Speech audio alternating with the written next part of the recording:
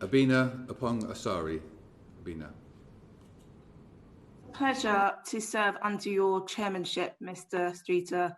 Can I thank the member for Newcastle upon Tyne North for moving this e-petition relating to Black maternity healthcare and mortality. I would like to also thank Tanike and the the founders of 5X More campaign who have been fighting to get this issue taken seriously.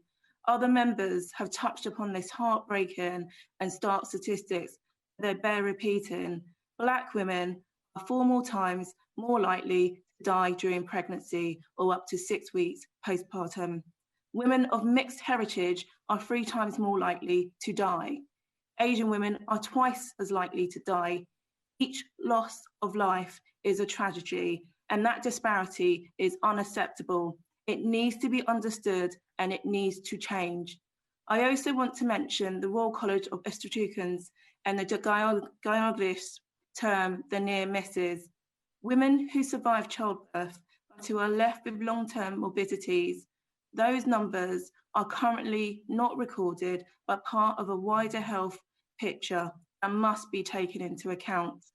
For the past year, COVID has exacerbated many of these issues. In fact, even when other factors such as age, obesity and location were taken into account, Black and Asian women are more likely than their white women to be hospitalised.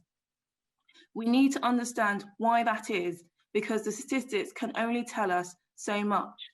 A commitment to look into how and why this is the case is urgently needed and I'm sure will be welcomed by all of us in this debate today.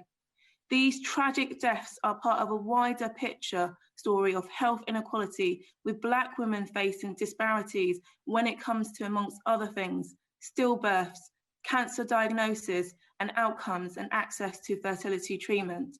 We must recognise that disparity in health outcomes are driven by social factors, poverty, education, and housing, as well as discrimination. None of this is new. It is not earth-shattering. It's not changing either, and that simply isn't good enough. So we need action, and we need action now. The government must commit to target to reduce the disparity in mortality rates. Government must support 5X More pledges. This includes recommendations of the Human Rights Select Committee report, Black People, Racism and Human Rights on Black maternity health. There needs to be a full and independent review which seeks to end this disparity once and for all.